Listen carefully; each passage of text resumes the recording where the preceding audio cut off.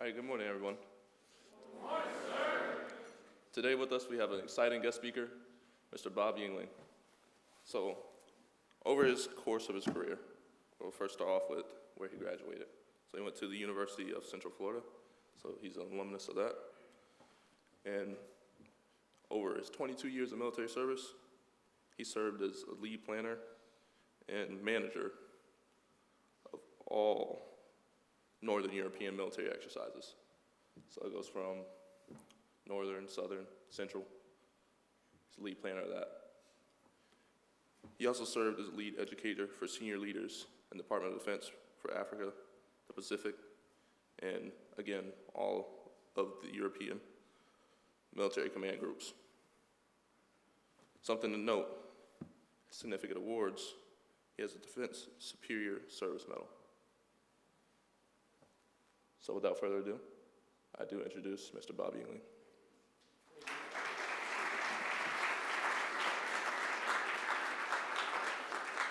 Thank you. Hey, good morning. Wow. Just give me a moment. I'm always happy to be back at Georgia Military College, but Dwayne, I'm like, were we ever this young? You know, I had a great dinner with some of you terrific cadets last night, 8 of them, and we chatted for a while, and you know, they tolerated some old guy pontificating about life, because when you get to be my age, you're mostly looking back. There's not a lot ahead of in that road, but you're now looking back at all the things you've done, and there's some lessons that I might be able to share with you, and I hope in the next few minutes. I think I got about 5 slides, so we've got a couple of hours here, right, to chat? Yeah, I got a nod over here, but the rest of you are looking at me like, what is he talking about? So anyway, Bob Yingling, I'm a 1976 graduate of Georgia Military College. And let me tell you, this campus looks a lot. Did somebody whistle? Yeah, I know. I can't believe it either. 47 years, almost. I showed up here. Anyway, what have I got to share with you? Well, I was you. I mean, the campus is a lot different than it was back then, but I was you. I was a kid out of Florida who did very well in high school, did very well in ROTC. I was athletic, but my dream was to get into a service academy. It didn't happen. So what do? Big disappointment. I tell you, the first biggest disappointment of my life was not getting into the service academy.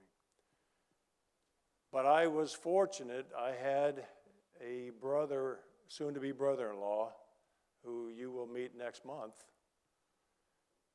And he was already at Georgia Military College. So I said, let me find out more about this GMC. So Rick came down and told me about it, and I said, hey, it sounds good.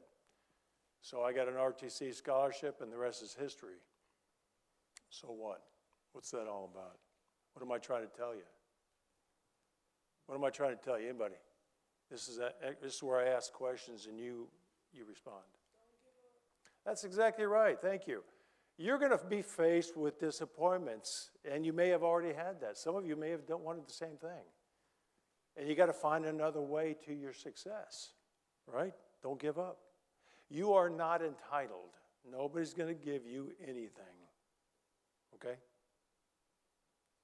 Focus on what it is you want, find that dream, and get after it. Some of you are prior enlisted and decided you want to become a commissioned officer. That's a tough way and a little longer way about doing it, but you're coming to Georgia Military College and you're going to get after that prize. Okay? So anyway, that's what I want to kind of talk about for a minute. So I'm a kid from Merritt Island, Florida. Came to Georgia Military College in 1974. I grew up in probably what I think is one of the greatest places for a kid to grow up, Kennedy Space Center.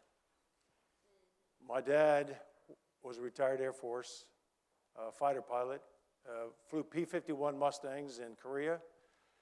He shot down a Chinese, as it turns out, MiG with a prop Mustang.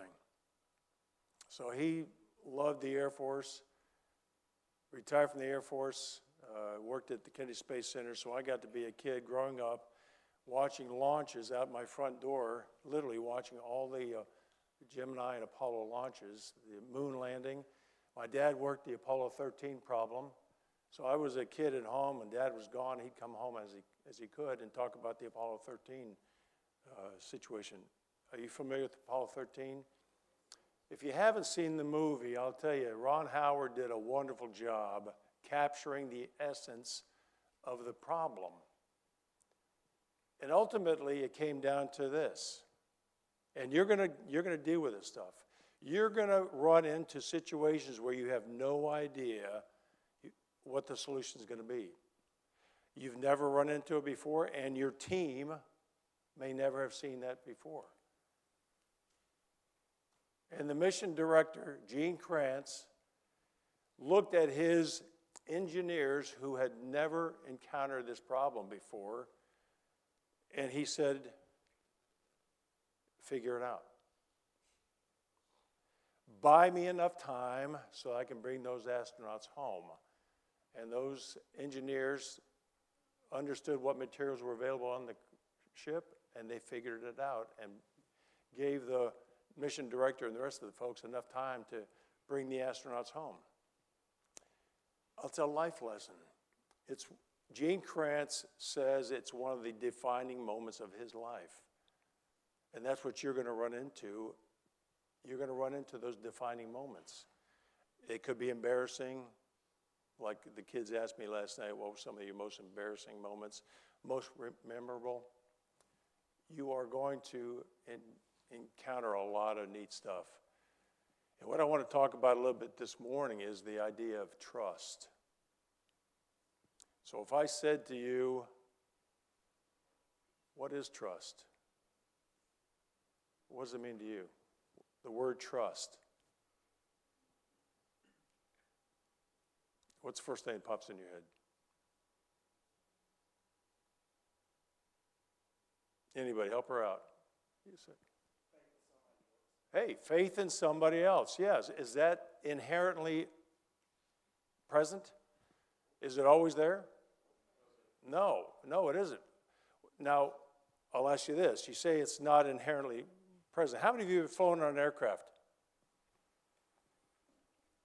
Okay. Do you go, when you get on the aircraft, most of us don't fly first class. Do you go left and check out the pilot? You do? You go talk to him? Do you really? Wow, you are unusual. And I mean that in a very positive way. Because my point is, how many of us literally talk to the pilot? Say, hey, where did you go to school? And how many hours do you have flying this aircraft? And can I see your credentials?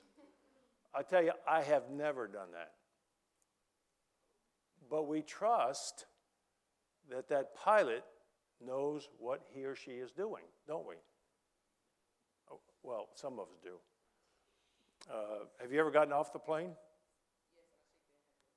Wow, interesting. Wow. Okay, it's a long flight. You see my point? We say it's inherent, or it's not inherent, but really sometimes we do. How many of you have gone to see the doctor? You see, have you checked out the doctor's credentials? Have you kind of quizzed the doctor? Hey, so how many times have you done this procedure? Most of us don't really do that. You might get a second opinion, but you're going to go see another doctor. We tend to trust some people blindly. Make it a little more simple. When you go and check out at the grocery store, we kind of assume that the cashier, sometimes it's us, knows what they're doing, right? How many of you really pay attention to your bill? If you don't, you should. We tend to and are comfortable trusting people in certain roles, and we don't really give it a second thought, do we? Now, as leaders, and you're all either are here at GMC or you will be leaders in the future. That's why you're here. whether it's in the military or in some other field of choice. You're going to get the chance to lead teams. Hey, can we pull up the slides? Okay, is it important or overrated? I heard both. Why is it overrated? Did you say overrated? Yes, sir, I did. Why do you think it's overrated?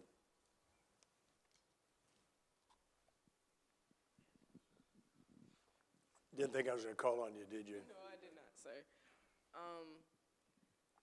I do think it's important, but in my life, I do think it's overrated. I don't really feel like you need to trust anybody, because nobody can be trusted. I love y'all, though. I love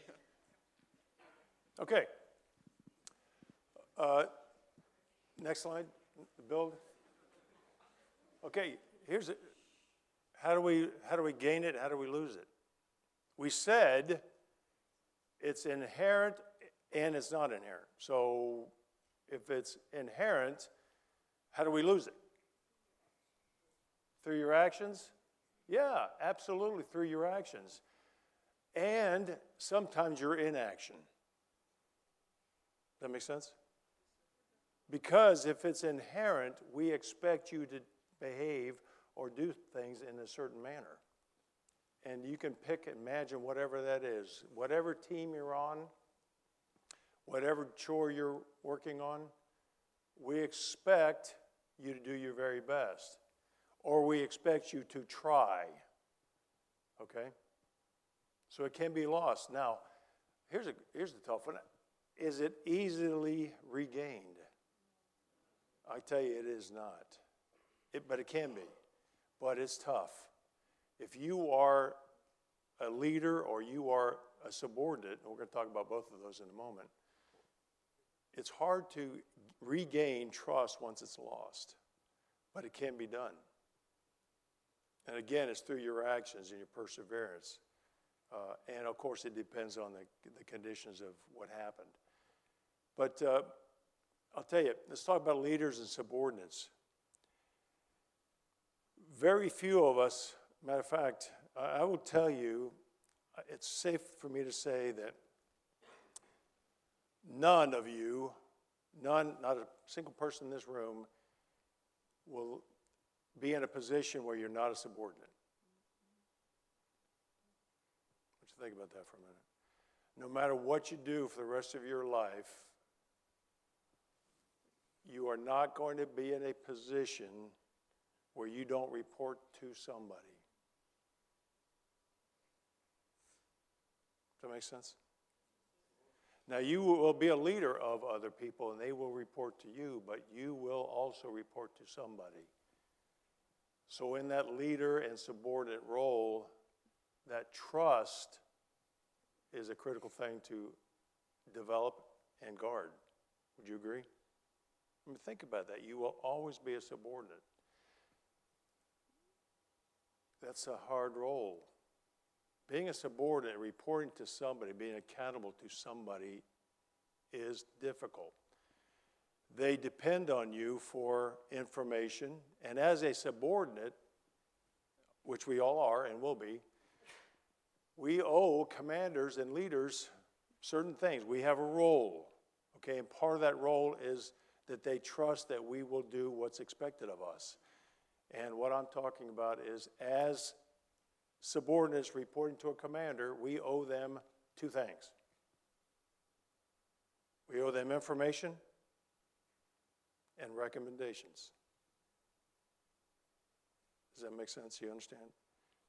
When you talk to, and this happens here at Georgia Military College, think about your role right now. If you're working for somebody, what they need from you, what they trust that they will get from you is a well thought out information and, when asked for, recommendations on whatever you're working on, okay? What do you want from them? What do you get back? What do you think? What do you get back? Was it Badeau? what would you get back from somebody? You gave them information recommendations and you're working for a commander, or you are the commander. What are you going to give your subordinates back? Go ahead.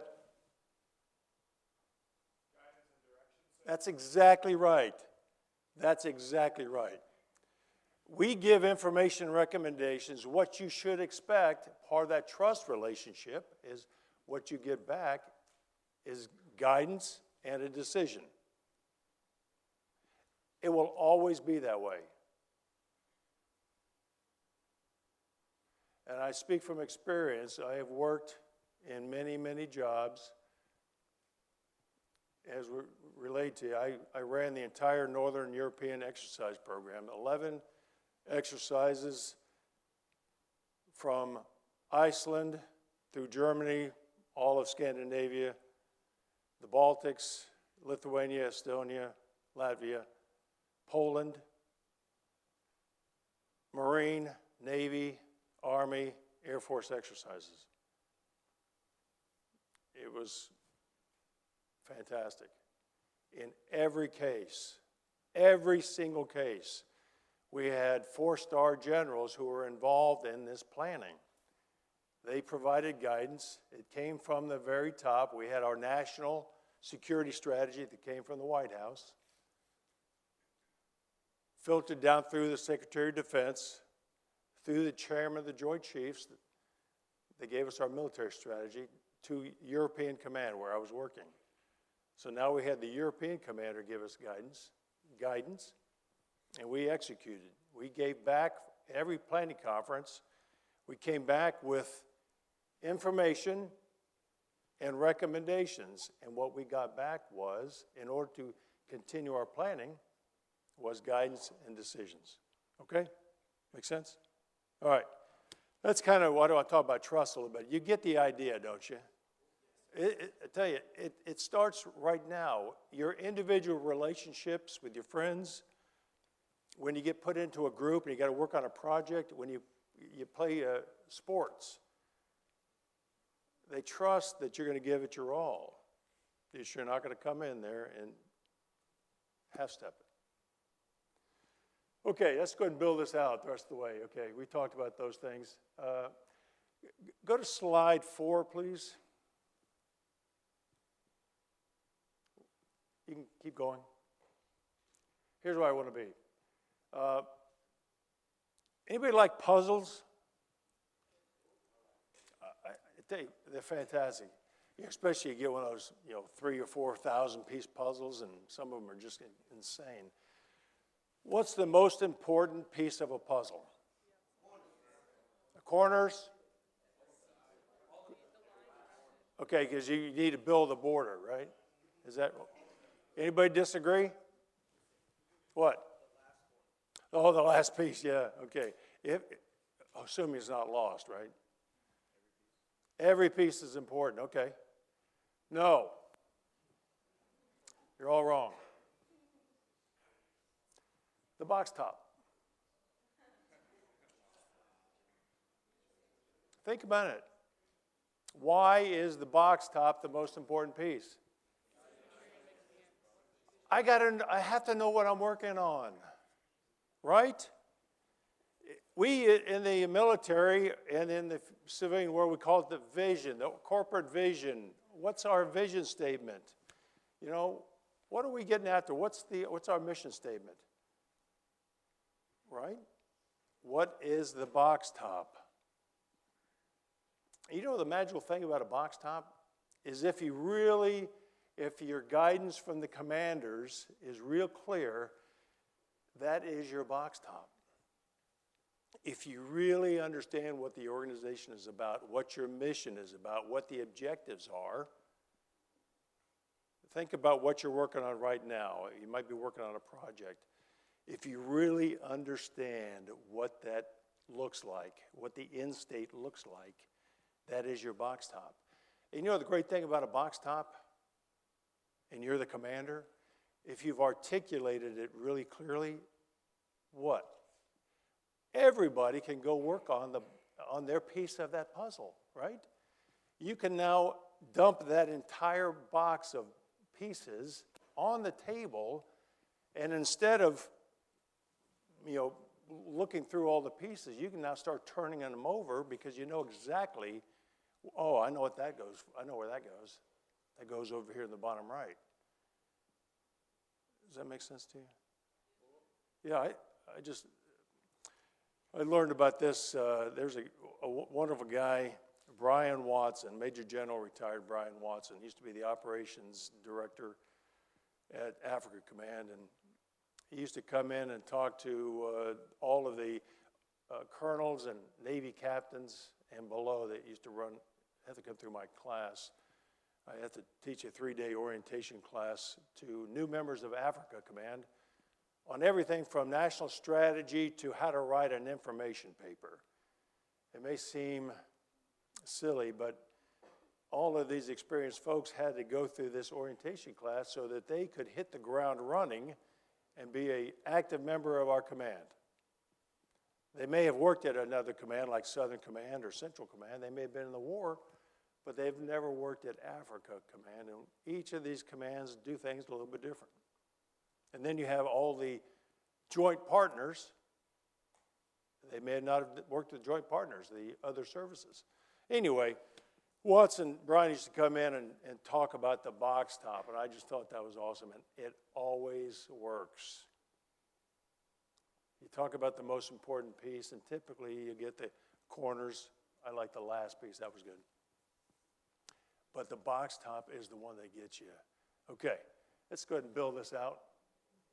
So, go ahead. Okay, that's good. Back it up. So that's what I'm talking about right here. So now, without the commander being present, without the boss being present, each of us can work on our piece of the puzzle, our piece of that project, because we know what we're working on.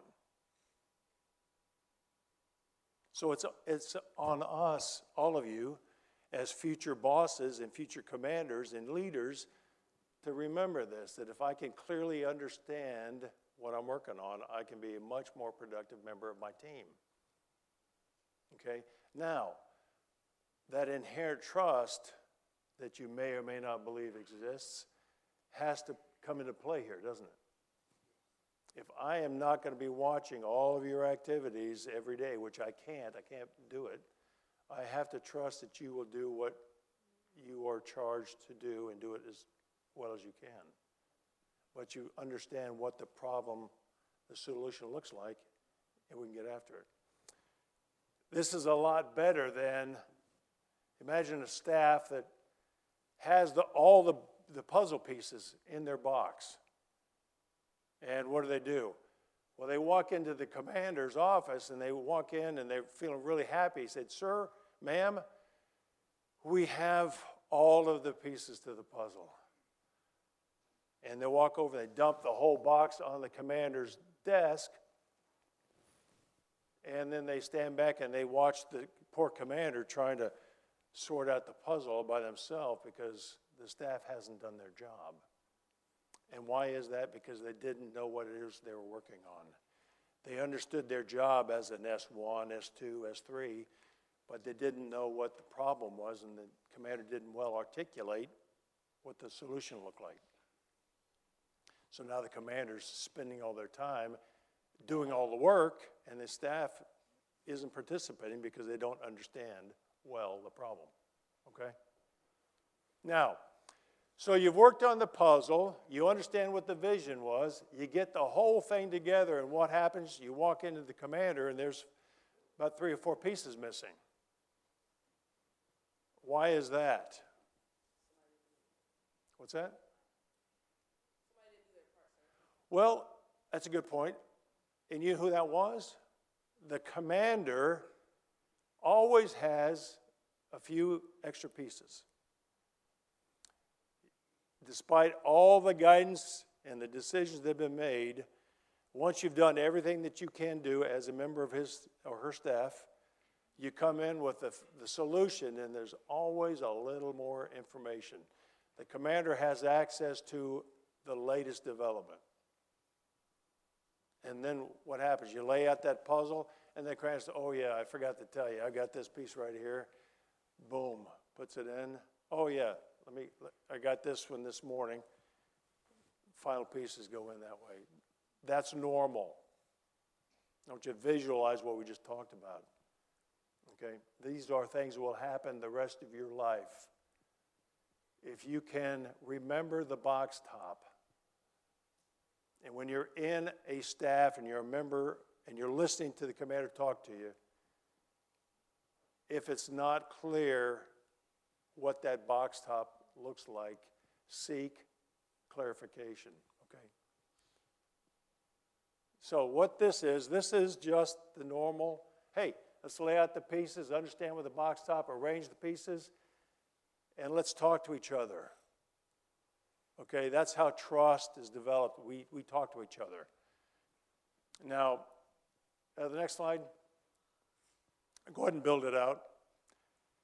This is you'll get used to this in the future. I won't go into a lot of detail, but this is what mission analysis. You're going to learn a lot about mission analysis in your future, many of you. You'll get intimately involved with problem solving, military style, okay? And then giving out guidance so that people can go out and do their piece of the work, okay? Next slide. I want to wrap up with a couple final thoughts and take some questions. Okay, you agree with that? I think we want to trust each other until you prove that I can't. Or if you walk into the cockpit and you realize that, oh, this person's never flown the plane before. I wouldn't know that, but you might. Next.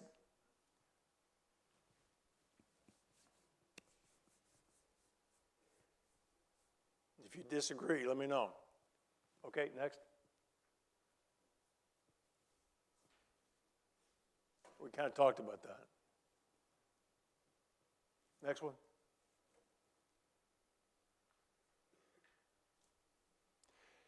Let me tell you, bad news does not get better with time. You owe it to the boss to tell them what is really happening. We want our leaders and commanders to make good and timely decisions, but they can't do it with pieces of the answer, okay? We owe it to give it the truth. And again, bad news does not get better with time, so I'm telling you, do not insulate the boss, okay? That's when things will really go off the rails. Next. Okay, next. And kind of we talked about that too. If it's not real clear what it is you're working on, seek clarification, talk, and make sure you walk out of that meeting and you're not a wallflower. What is a wallflower? That's exactly right. Someone who is in the meeting, and you've seen them. Okay, you've been in meetings already, and there's somebody in there who's not talking. Now, what happens when that person's present and they're not speaking? Well, a couple things. They may not be comfortable speaking, or maybe they don't feel like they trust other people. You got to find a way to draw them into the conversation, because they could be that one person that has their answer or a critical piece to the solution, and they're not comfortable giving it up, okay? Or they may not know they have it, okay? So be inclusive, work as a team. Okay, and that should be it. You can turn that off. I'll tell you, let's take some questions. Yeah.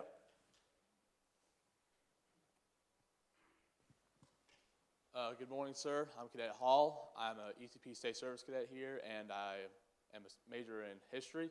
Okay. I was wondering, you're talking about trust and things like that and how important it is. I had recently lost trust of someone who I'm trying to rebuild that relationship with. Are there any tips you could give to someone who's trying to rebuild trust in a relationship? Well, okay, I don't want to sit on the fence that says really dependent on what the situation was, but First of all, I will ask you, do you want to build it? Do you want to get it back? Then work on it. I mean, first of all, you got to make the decision, is this person important in my life? Then you got to find a way to get that trust back if they're important. It's so independent on the circumstances. I will tell you, I have had situations in my life where trust was busted, and I remember thinking specifically, I don't need that person in my life. And I made no further effort to engage with them. It was a professional relationship. If they were a dear friend or someone I really cared for, I probably would have tried and given them another chance. Or at least have a conversation and find out what happened. It's a personal choice. I think you got to find out, are they important in your life, and then give them a chance. Okay, make that decision. Okay.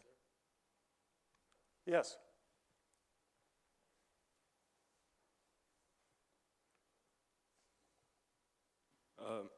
Good morning, sir. Morning.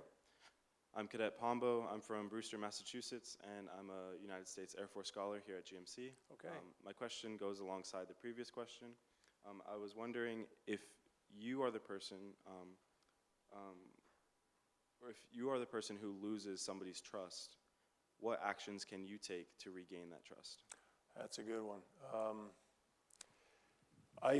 My first thought is to be humble. Own it.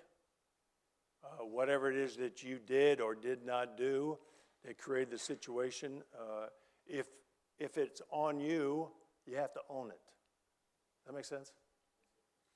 You cannot go through life. You will make mistakes. I promise you. You will have the opportunity, and you will make mistakes. Own it.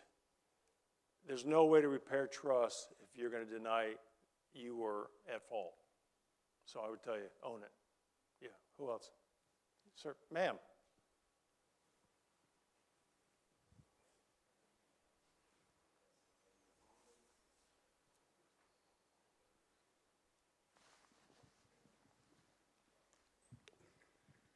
Good morning. I'm Nia Thompson, State Service Cadet from Clayton County, Georgia. And I was wondering if there was ever a time where you tried to rebuild trust, but it was broken again by the same person?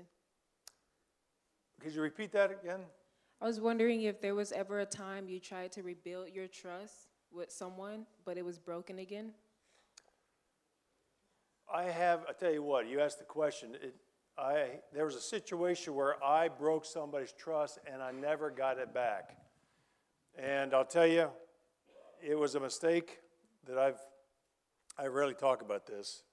Matter of fact, it's one of the sore points with my wife and I with these friends. We were lieutenants in Germany, and we were pretty good friends. And we had this rug vendor coming through the housing area where we were in the apartment buildings on post. And I love working the deal. You know, I like going to shopping for cars and getting that lowest price. So when this guy came in to sell me a rug, I spent a lot of time and I got what I thought was a fantastic price on this great rug. And he looked at me and he says, I'm going to give you this price, but please, I can't do business like this. Please don't tell anybody what the price is you paid for the rug. I said, I promise I will not. Well, then he went out through the stairwell in the housing area and started selling more rugs. And our friends asked me what price we paid for the rug. And I looked at him and I said, I can't tell you. Now, in hindsight, I think that was a mistake. And we were never quite the same after that. And when I realized he was actually up there negotiating, I pulled his wife aside and told her what we paid. I said, I didn't realize you guys were actually going to buy one, but here's what we paid, so that's what you should be shooting for. I never quite got back in the groove with my buddy as a result of that. My mistake, yeah, I owned it. I apologized, but we're never quite the same after that. So that's an example that comes to my mind where I never quite got the relationship and the trust back. Life lesson, though. Anybody else? Yeah, please. Hello, sir. Hi. I'm not sure. Do you need the microphone? Okay, they want to hear the question. Okay. Hello, sir. My name is Plebe Lovett. I am from Huntsville, Alabama, and I'm a civic leader. Okay. My question is, you said that you got into, you didn't get into a service academy, Right. and afterwards you were looking at other places such as GMC. What was your mindset after that? Because I understand the feeling of like disappointment from not Yeah. getting into an academy. How did you like work towards, saying like, oh, I have a better opportunity at this Okay. than the service academy? Oh, you ever hear the question? Okay, all right. I will tell you honestly, I never got over it. I never got over it. All these years later, I never got over it. It's still one of the regrets in my life. And as I shared last night, I got to a point at Georgia Military College where I had to make a decision, am I going to go to West Point or not? I chose not to. Even though I was fortunate enough after my first year to be called into the president's office. 4 of us were, the former president of GMC, clearly well-connected, had 4 appointments for us at the end of our sophomore year. Think about that. The program, we didn't have a program in place where you could have that first year to get yourselves back in line, get your academics up, and get another shot at the academy. Not only a shot, but literally you get to go. That didn't exist here. So when 4 of us were called in the president's office, and he offered us appointments to West Point, but we had to finish our second academic year, and then we could go. Well, I just couldn't see going back to West Point and starting as a freshman when I would have been a junior at UCF. So I didn't go. Life turned out great. I'll just tell you. I look back and I think I could have been class of 80 at West Point, or I was class of 78. I was in the Army 2 years before my peers would have been. Life is full of choices. You'll get the chance to look back on them and say, yeah, I remember when I didn't get what I wanted. Something happened, it was really important to me, and I found another way, and that's what you have to do. You have to find another way. You can't quit. If it's really, really important to you, if the Air Force Academy or the Coast Guard Academy, or pick one, Merchant Marine Academy, or West Point, Annapolis, if they're important to you, keep trying. Or if the real prize is a commission in one of the services, that you thought the academy was the way to get there, when suddenly you found out, oh, you know what? I don't have to go to the academy. I have other alternatives. Focus on the prize, find out what the prize really is that you want, and find another way to get it. Don't quit, okay? Quitting is not an option, ever, okay? Whatever you're doing right now, whatever your personal traits are that you're not happy with, you know what they are. Nobody else has to know. Okay? These are things that you know about yourself that nobody else knows. But one of these days you might have children. Chances are you will. Are those the traits you want to have in your children? Okay? There's a test. If the answer is no, then I suggest you find a way to change your behaviors and your trait. Any other questions? Yes, sir.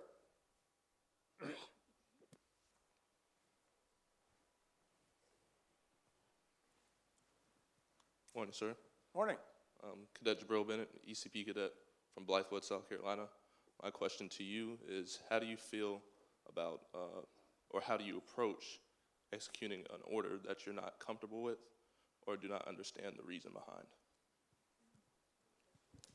That is a very good question.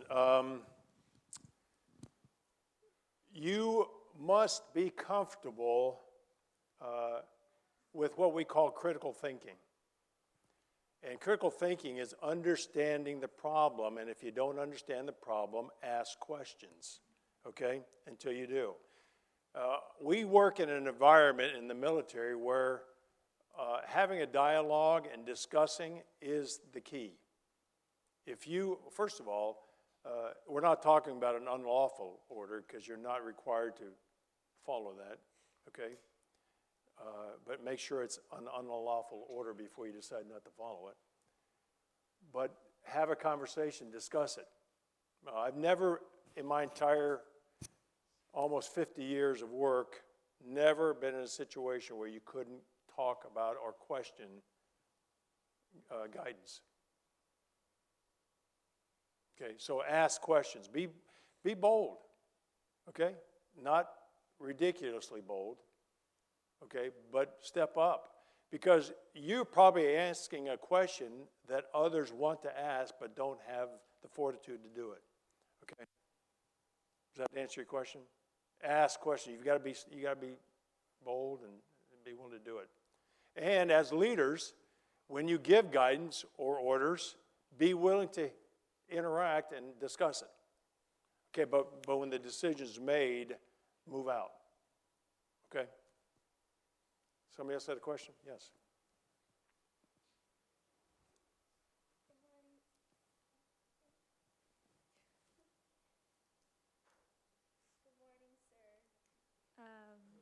I can hear you. It's okay, there we go. Good morning, sir. I'm Piper Stevens. I'm a Coast Guard Academy scholar, and I'm actually from Melbourne, Florida, which is about 40 minutes. Brevard County, yeah. All right. But my question is, how do you go about a situation where you lose the trust of someone in a leadership role above you? You lose their trust? Yes. That's a tough one.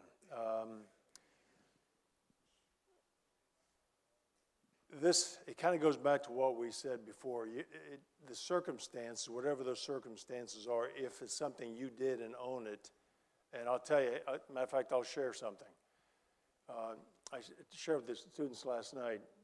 I was a young lieutenant as a motor officer. I'd already done my platoon leader time, and I was coming up on year-end funding, so we had a lot of money came in, and we had a long list of repair parts we had to get on order in order to use that money. So my battery commander looked at me and said, I need you to make sure we use up all that money. I said, I got it. I got my list of repair parts. I looked at my young soldier who I trusted, like the battery commander trusted me, and I said, hey, here's that list of parts. Make sure you get the requisitions for all of those, and don't leave here tonight until they're done. Well, trust, for me, says I don't need to stand there and watch him do his job. He knows what his job is. Get on with the other parts of your duty, right? Well, he did not do what he was told to do. Whose fault is that? Well, it's his fault, but I owned the problem. You see it? So the next morning, the battery commander came in and asked me, because I already came in and found out that, oh, damn, we got a problem. So we're in there knocking this out. The battery commander wants to know the status. I told him what happened. He calls me in and gives me a letter of reprimand, counseling, and it goes in the drawer. It's never seen. It went away when I PCS'd. It was a life lesson. I never, ever forgot, but I busted his trust. And the only way I could get it back was to prove that I was worthy. And I busted my butt, and I became the best officer I could be. I never had that problem before, and I haven't had the problem since either. Okay? So, you're welcome. Anybody else?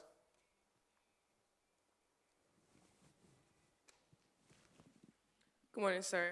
Good morning. I'm Cadet Diallo, State Service Cadet here at GMC. I just wanted to know, what was your time here like at GMC? What was my time here? What was it like? And did you ECP through their commissioning program? Well, Did they have that? we were all, as I recall, I think we were all ECPs. I mean, we had that option. Maybe mess with my mic. Can you hear me? Okay. We're all ECP. I chose not to take that path because I just wanted to get my commission. And we were talking about this last night. It's a great option. I loved my time at GMC. I really did, with the exception of the very beginning. I shared last night that the shock, the sudden reality of leaving home and watching my parents drive off and me being all by myself was a reality check. It was the first time I'd ever had those emotions before. But after you get back in the barracks and you get the abuse that we did, it was a different time back then. I shared with the folks, I'm dating myself, but we were called maggots. I'm not kidding. And in the old building, as I shared, there were tile floors, and on each of the walls there was a half a tile and a full tile. You know, when you lay tile, you start in the middle and work your way out. Well, by the time you get to the wall, to finish it, they had half tiles. Well, we were allowed to walk on the tile and a half. Yeah, I think it's for the first 6 weeks. Isn't that right? Maggots. But I got to tell you, I thrived in that environment. I just really liked it. I didn't mind people yelling at me because I knew I could handle it. So I really loved my time here. We went through a lot of physical and personal abuse that would never happen anymore. It's not good, it's not bad, it's just different. Okay, different time. I think we're a lot better now than we were back then. If you go through the experience as a young freshman, when you're the sophomore, you want to dish it out to the young kids that come in. Well, that was a cycle we were in, okay? And I was just the same when I was a sophomore, but we were in the midst of making some changes. Yes.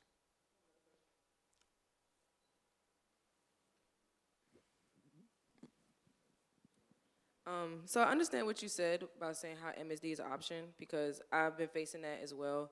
I want a commission, that's why I came to GMC, but the way MSD is set up, I just don't think it's for me. So I didn't do it. But I have found some other programs which I can commission, but I wanted to know, how did you commission? Well, I got ROTC commission. When we finished GMC, I basically had my commission waiting on me. All I had to do was I chose to go finish my college, get my degree, and I came back, I got my bachelor's, came back here to GMC and got commissioned. Whatever your choices, I really would recommend ensure you understand what it is you want. Okay, you got options here. This is a great institution, and it's only getting better, and you all are going to make it better. You're going to get the chance to come back here in 47 years, maybe.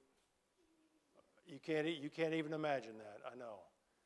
But I was you, and how are we doing on time? Okay. I said I was you. I was a young cadet who had to sit at a dinner one time with an old guy, and I remember thinking, why me? You know,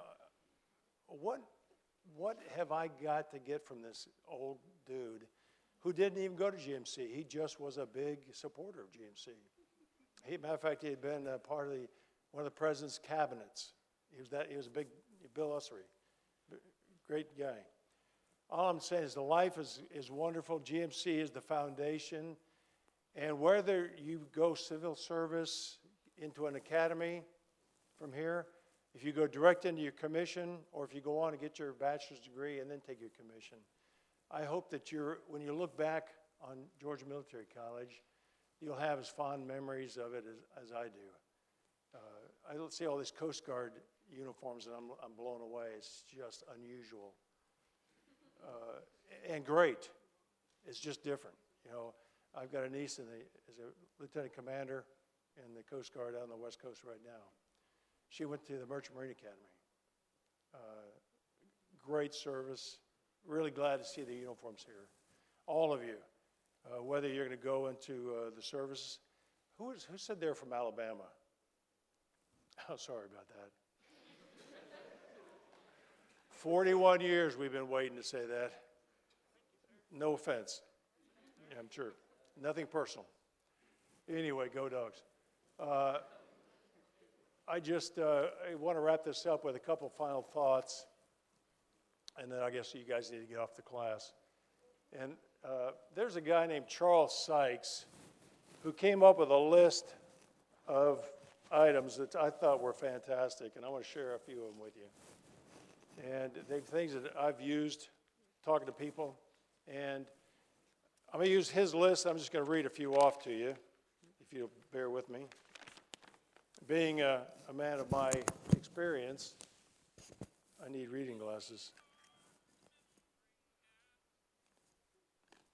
Okay, so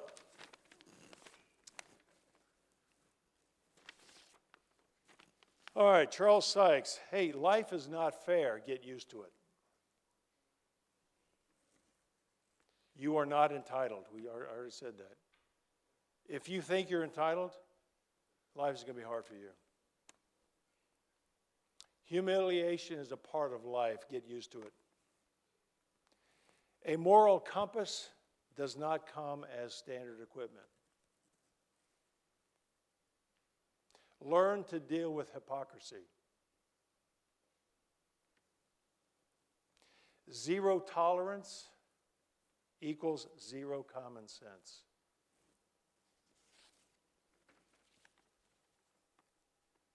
Look people in the eye when you meet them.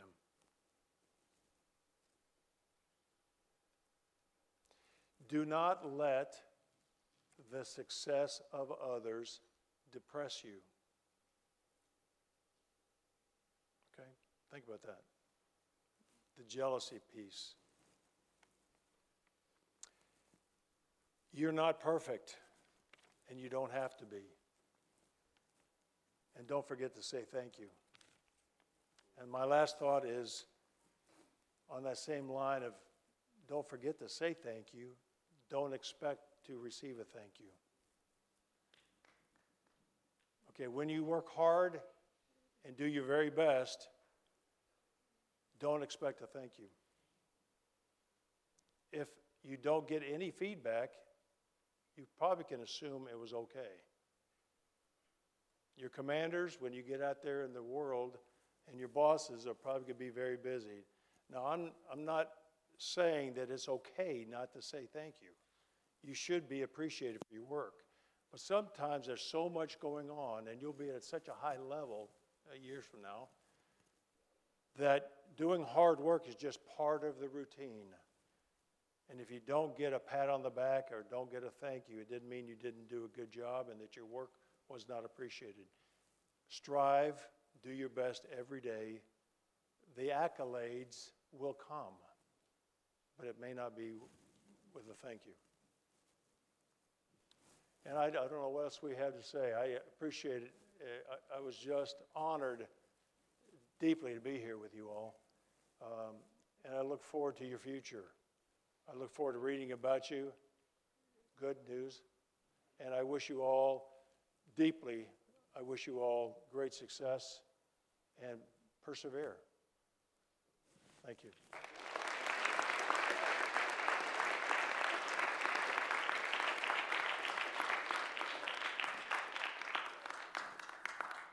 On your feet. Thank you. I appreciate it. Hey, thank you. Adopt you this Thank point. you. Appreciate it. Thanks. Good luck to you.